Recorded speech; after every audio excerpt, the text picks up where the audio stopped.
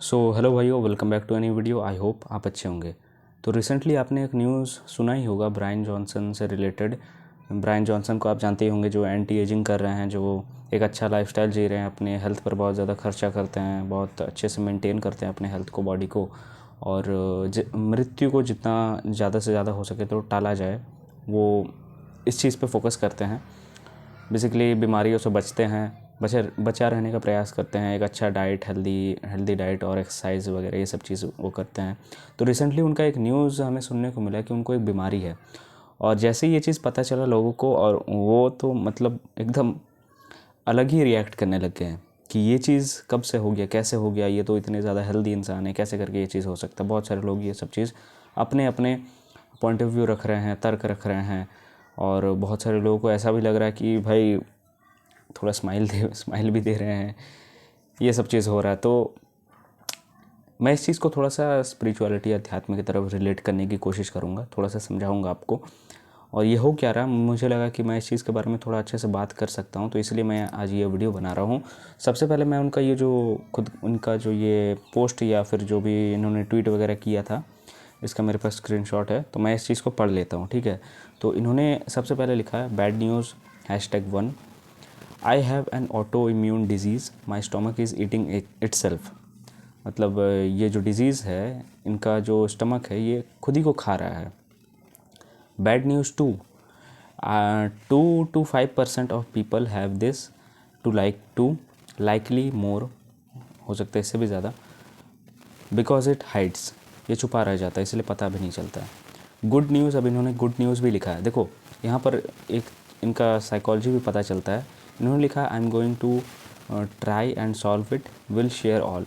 तो यहाँ पर एक चीज़ हमें ये समझने को पता चलता है ना, कि यहाँ पर इनका एक साइकोलॉजी पता चलता है कि इन्होंने 2 बैड न्यूज़ तो लिखा, लेकिन साथ में एक गुड न्यूज़ भी लिखा।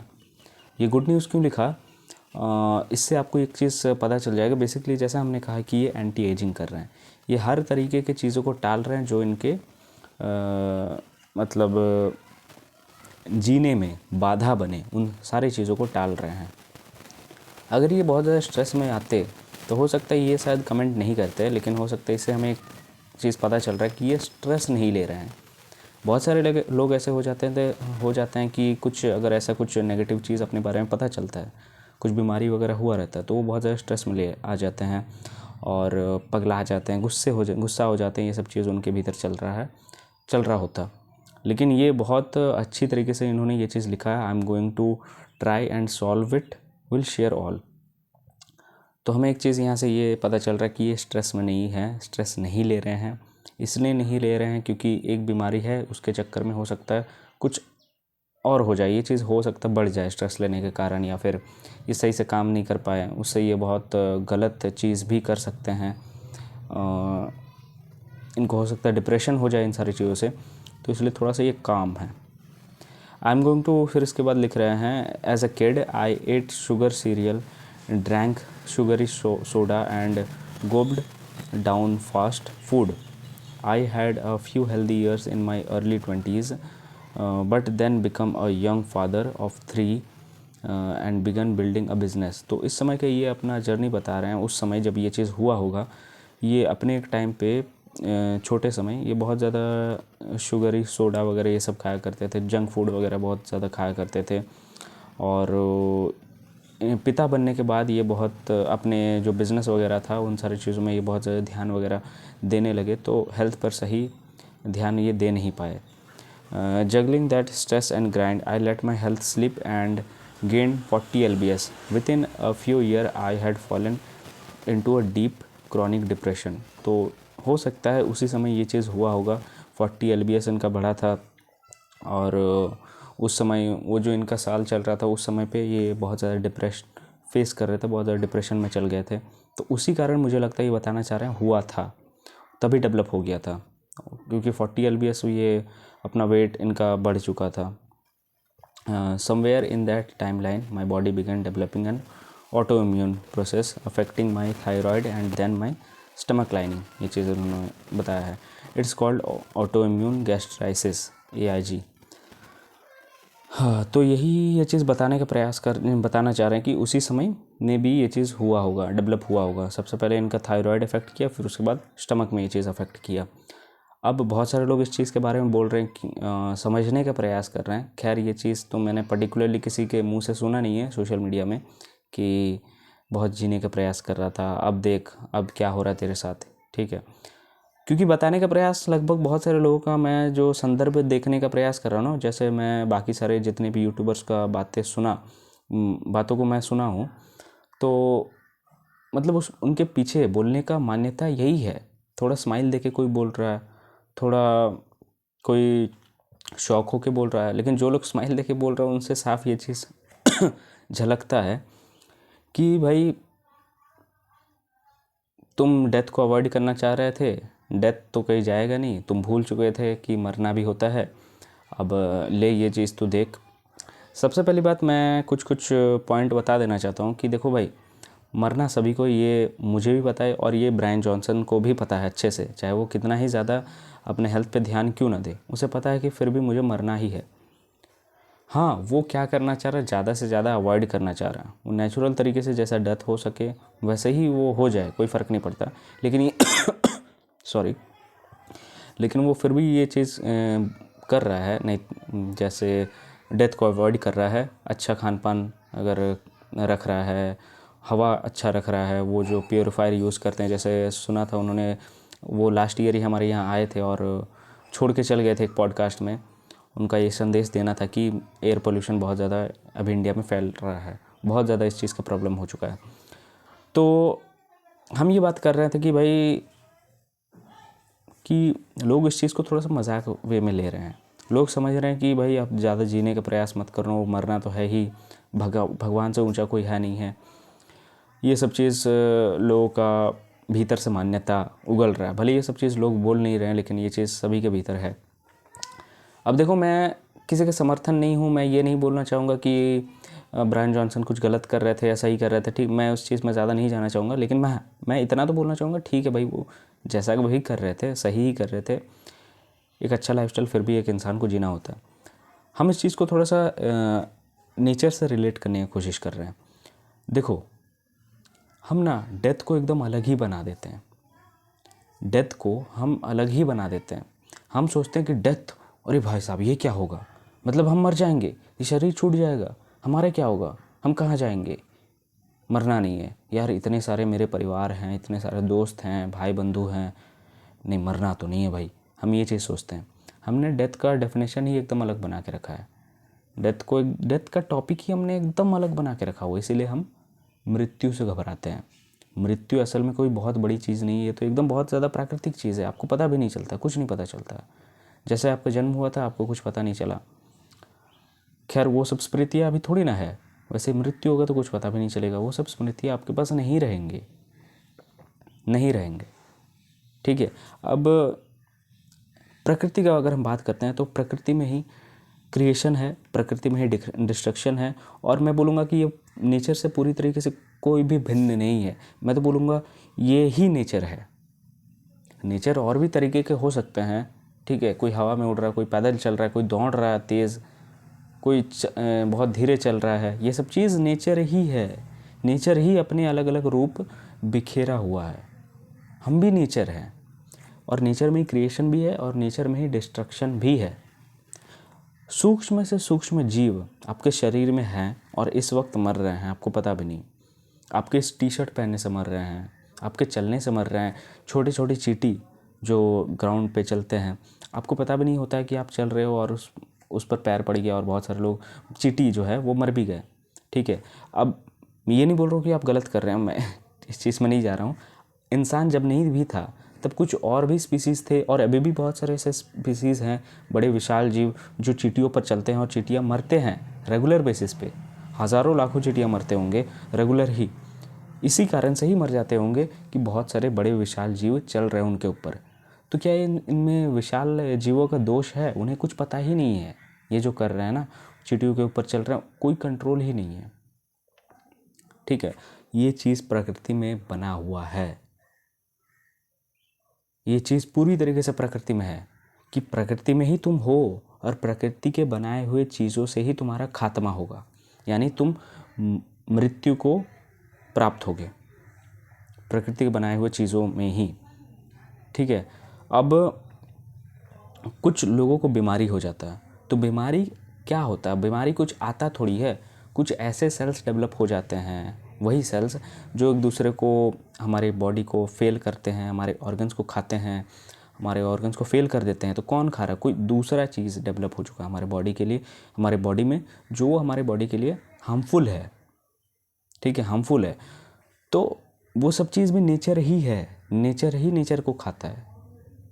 मैं तो ये बोल दूँगा, नेचर ही नेचर को खा रहा है। तुम्हारा भी जो मृत्यु होगा, ज़्यादातर लोगों का मृत्यु बीमारी से ही होता है, तो वो जो बीमारी भी डेवलप होता है वो समय के साथ साथ शरीर पर ना ध्यान देने के कारण होता है।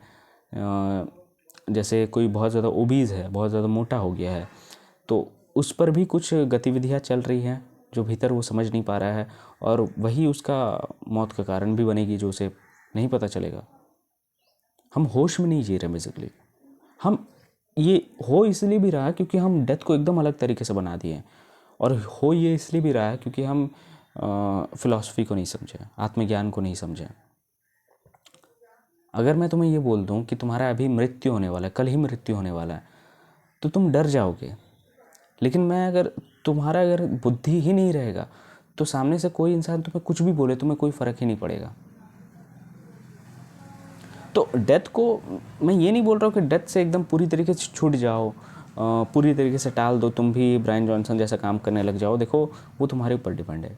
मैं बस तुम्हें ये बताना चाहता हूँ कि इस चीज़ को थोड़ा सा समझो कि ये जो डेथ है और ये जो क्रिएशन है, क्रिएशन और डिस्ट्रॉयर, ये तुमसे कोई अलग नहीं है, तुम ही हो ये सब चीज़।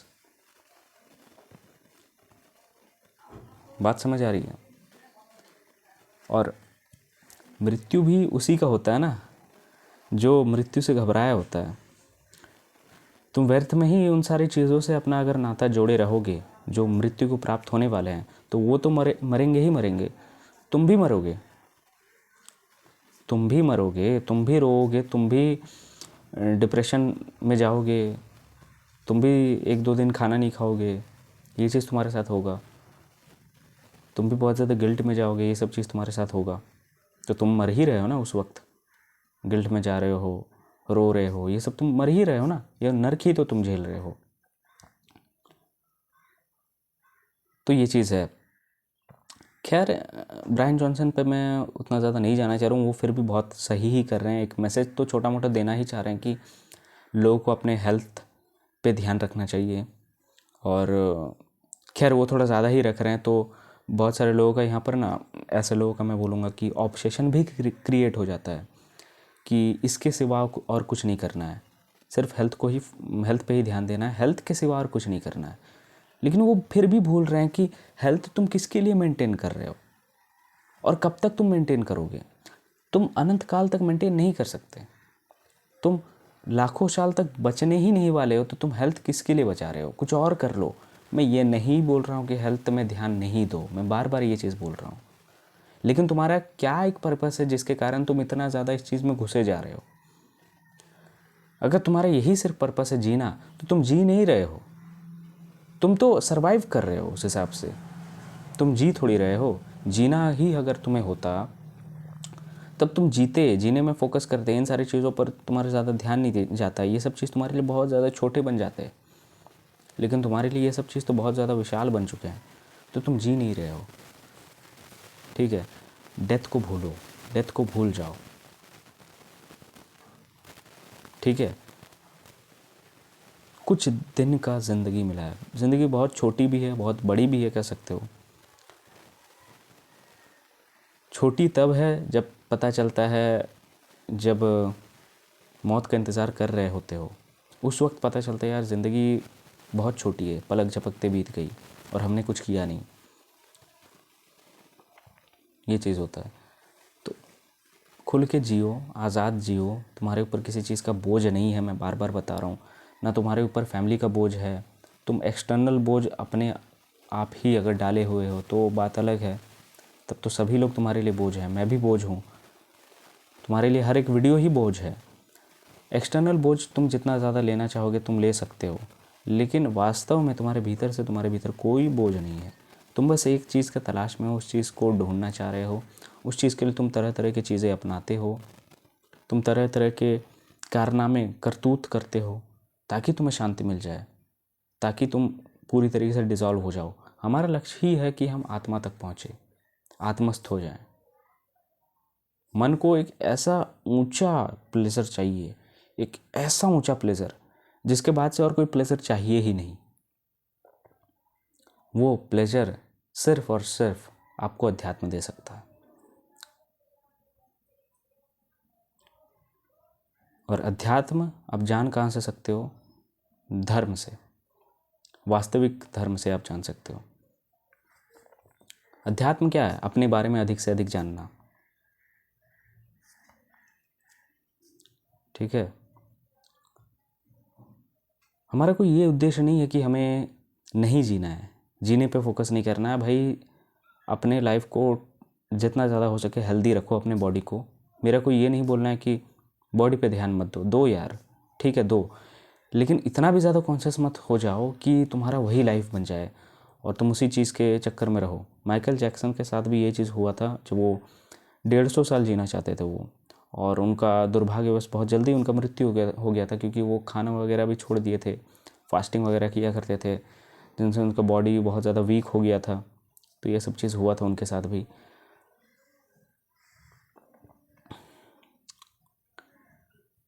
खैर, मेरा तो उद्देश्य यही है, बताना यही है कि हेल्थ पे ध्यान दो, लेकिन उससे भी ज़्यादा इम्पॉर्टेंट है आपका आत्मज्ञान। आप चीज़ों को समझो, आप कुछ भी कर रहे हो तो क्यों कर रहे हो, उसके पीछे आपका पर्पस क्या है। जीना कोई पर्पस होता है क्या? जिंदा रहना कोई पर्पस होता है क्या? प्रकृति जब चाहेगी ले जाएगी। तुम कब तक बचे रहोगे? कब तक तुम बचे रहोगे? तुम आए भी थे ऐसे ही संयोग से आ गए थे, जाओगे भी तुम ऐसे ही संयोग से। तुम्हारा कोई बस नहीं है, इंसान की कोई औकात नहीं है, ठीक है। तुम सोच रहे हो कि मैं ही सब सारी चीज़ों को कंट्रोल कर रहा हूँ, दुनिया सिर्फ मेरे लिए है। दुनिया सबके लिए भी है, वो भी देखो, एक चींटी के लिए भी दुनिया है, बाकी सारे लोगों के लिए भी तो दुनिया है भाई, सिर्फ तुम्हारे लिए थोड़ी है। हाँ, तुम एक संदर्भ में ये भी सोच सकते हो कि तुम्हारा भी दुनिया है, लेकिन इसके लिए तुम कुछ भी करने लग जाओ, ये बात कहीं से हजम नहीं होती।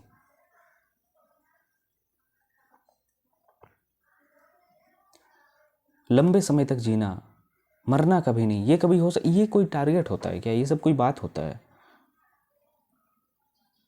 हाँ, आप हेल्थ पे ध्यान दीजिए, बॉडी को जितना हो सके थोड़ा थकाइए, उससे एक अलग ही मज़ा भी आता है, और वो ज़रूरी भी है, मैं बोलूँगा। लेकिन ये बोल रहे हो कि मेरा जीना है और ज़्यादा, उतना जी के क्या करोगे भाई?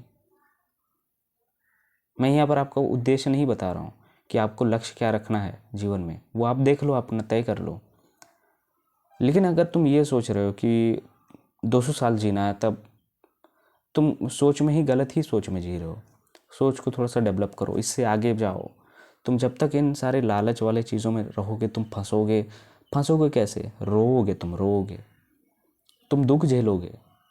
तुम्हें आज गलत बताया जा रहा है, तुम्हें ये बताया जा रहा है कि इतने लाख करोड़ रुपए आ जाए तभी तुम अच्छा एक लाइफ जी सकते हो।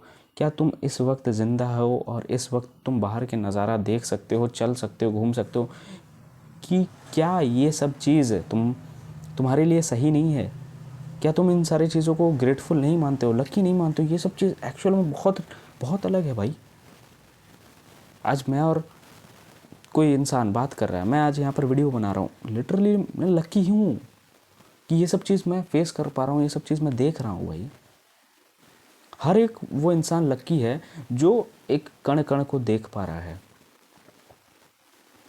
क्योंकि वो लाइव है, वो लाइव है। जीवित रहना एक बहुत यूनिक चीज़ हो जाती है, और जीवित रह के आप चीज़ों को देख रहे हो, समझ पा रहे हो, ये सब चीज़ है मेरे सामने।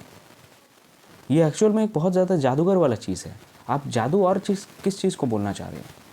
आपके सामने एक दरवाज़ा है, आपके सामने एक फ़ोन है, आप चल पा रहे हो, आपके सामने मिट्टी दिख रही है।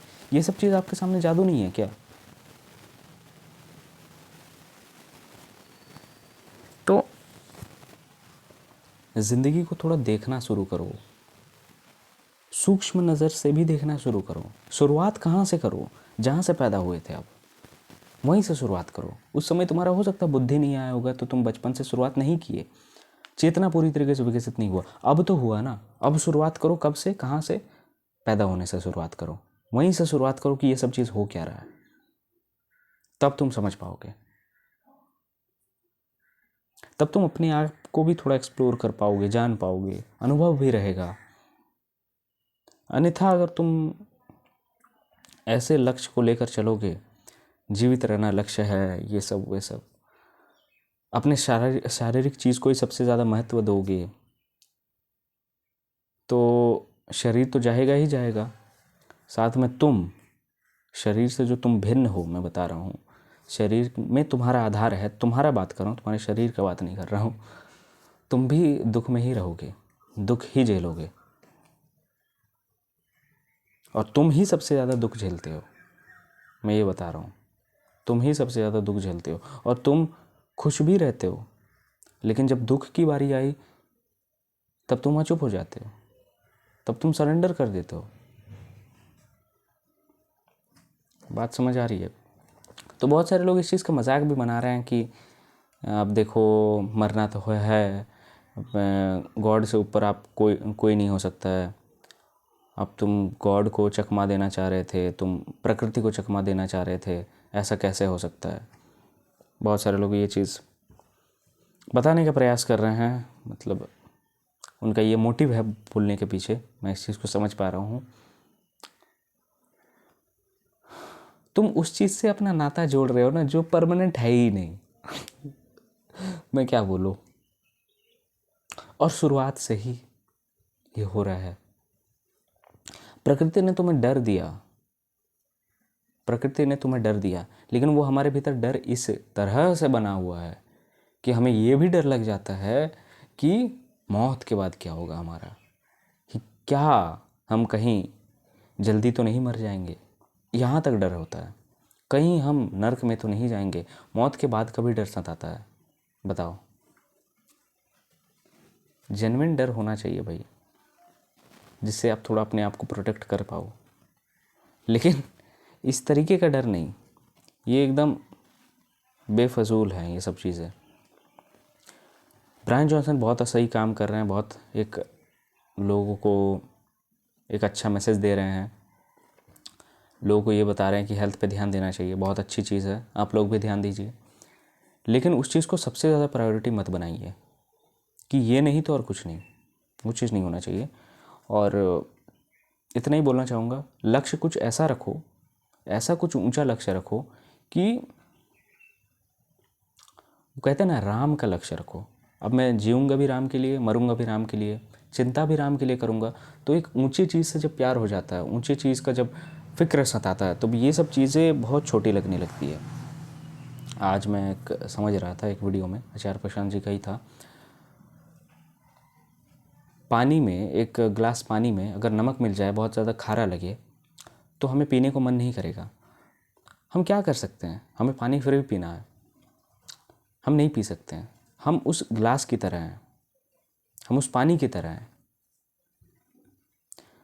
अगर हम पानी को बहुत ज़्यादा बिखेर दें, बहुत ज़्यादा गहरा, अगर हम अपने भीतर, हम अपने मन को बहुत ज़्यादा गहरा कर दें, मन को गहरा करने का मतलब है मन एक भीतर ऐसे गहराई में समा जाना जहाँ पर और कोई दुख ना हो, जहाँ पर एकदम शांत हो। जहाँ पर दुख भी हो तो वो दुख से एकदम भिन्न हो, एकदम अलग हो, जिसका विस्तार भी अगर ऐसा हो, पानी का विस्तार भी ऐसा हो कि वो नमक हो फिर भी तुम्हें नमकीन लगे ना, नमक होकर भी तुम्हें नमकीन ना लगे, तो विस्तार भी फैलाना पड़ेगा।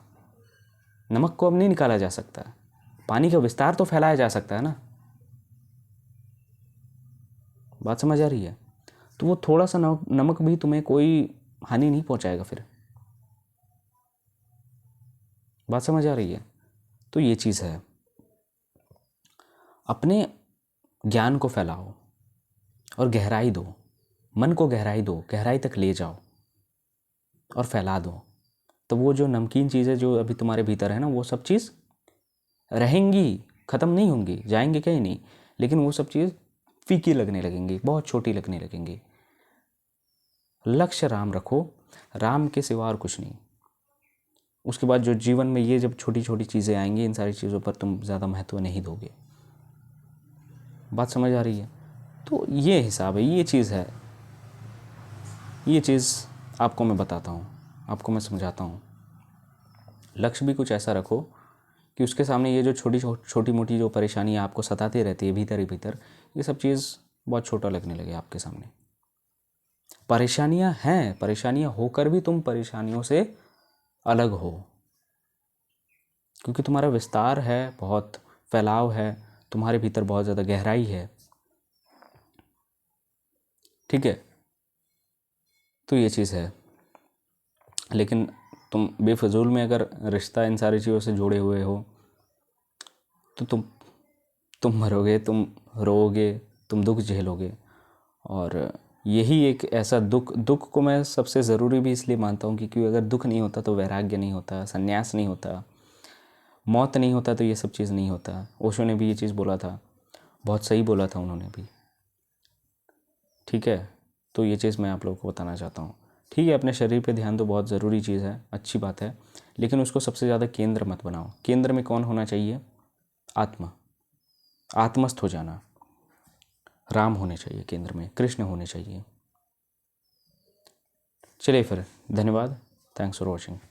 और मेरे चैनल अभी बहुत ज़्यादा डेड चल रहा है, वीडियो को देखा करो, थोड़ा कुछ सीखने को आए, कुछ अगर पता चले नई चीज़ तो बोलो, बताओ, कमेंट वगैरह कर दो।